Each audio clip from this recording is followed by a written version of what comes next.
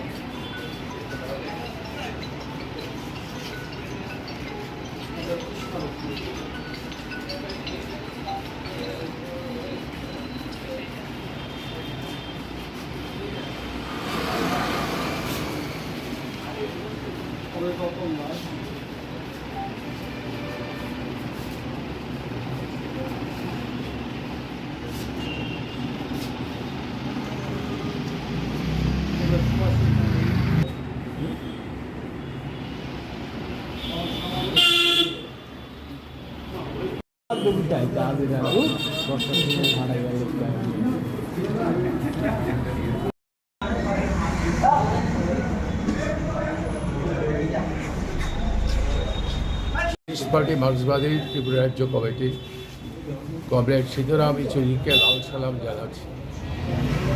এই সময়তেই উনি আমাদের ছেড়ে চলে যাওয়ার কথা ছিল না, কিন্তু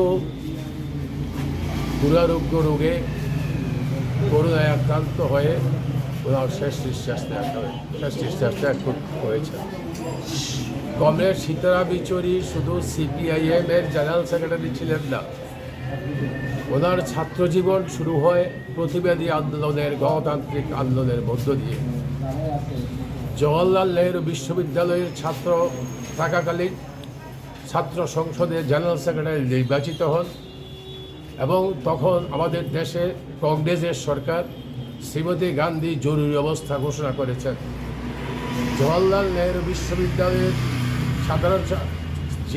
ছাত্র সংসদের সাধারণ সম্পাদক হিসাবে উনি মুখোমুখি দাঁড়িয়ে, সামনাসামনি দাঁড়িয়ে প্রধানমন্ত্রী ইন্দিরা গান্ধীকে জিজ্ঞেস করেছিলেন, কেন আপনি আমার সংসদ ভেঙে দিলেন, কেন ছাত্রদের নির্বাচিত অধিকার সংসদ করার অধিকার ভেঙে দিলেন, কেন সংবাদপত্রের স্বাধীনতা কেড়ে নিলেন, কেন জরুরি অবস্থা ঘোষণা করলেন। সরাসরিভাবে দেশের প্রধানমন্ত্রীকে চ্যালেঞ্জ ছুড়লেন। এই দৃঢ় আস্থা, প্রজ্ঞা তার ছিল। সীতারাম ইয়েচুরির ছাত্র জীবন নয় শুধু। সীতারাম ইয়েচুরি যখন কমিউনিস্ট পার্টিতে আসেন, ভারতের কমিউনিস্ট পার্টি মার্ক্সবাদীতে আসেন, উনি অতি দ্রুত আমাদের অতি বর্ষিয়ান নেতা যারা প্রজ্ঞা আমাদের দেশের সাতজন কমিউনিস্ট নেতার মধ্যে একজন, যারা সিপিআইএম প্রতিষ্ঠা করেছেন, তাদের সঙ্গে থেকে সীতারাম ইয়েচুরি মার্ক্সবাদ লেনিনভাবে দৃঢ় প্রতিজ্ঞ হন। আমাদের দেশ আজকে আমরা যে স্লোগান তুলছি যে নয়া ফেসিবাদের পথে যাচ্ছে, এবং এই ফেসিবাদকে রুখতে গেলে পরে দরকার হচ্ছে গণতান্ত্রিক বৃহত্তর ঐক্য। শুধু কমিউনিস্টরাই পারবে না, গণতান্ত্রিক বৃহত্তর ঐক্যই একমাত্র চ্যালেঞ্জ করতে পারে নয়া ফেসিবাদী প্রবণতাকে। কমরেড সীতারাম ইয়েচুরি পার্টির জেনারেল সেক্রেটারি হিসেবে এই লাইনের উনি হচ্ছেন প্রবক্তা।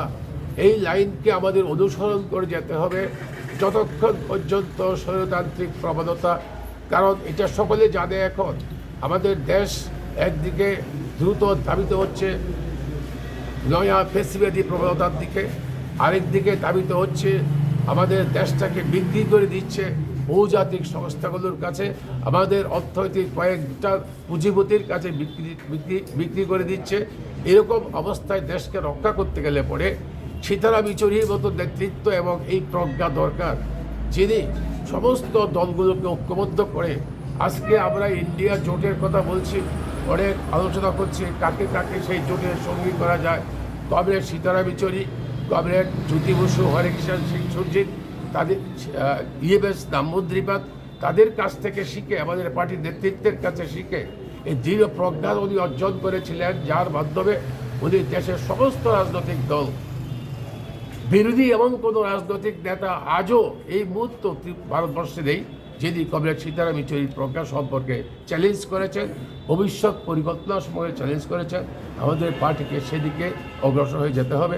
সীতারাম ইয়েচুরির এই দিনেও আমরা কমরেড সীতারাম ইয়েচুরির নামে সংকল্পবদ্ধ হচ্ছি যে একদলীয় স্বৈরতান্ত্রিক প্রবণতার বিরুদ্ধে, স্বৈর শাসনের বিরুদ্ধে, দেশে গণতন্ত্র রক্ষা করার জন্য, আমাদের দেশে রাষ্ট্রীয় সার্বভৌমত্ব রক্ষা করার জন্য, সংবিধান রক্ষা করার জন্য কমরেড সীতারাম ইয়েচুরি যেই স্লোগান তুলেছিলেন, সেই স্লোগানকে আমরা দৃঢ় প্রত্যয়ে এগিয়ে দিয়ে যাব। কমরেড সীতারাম লাল।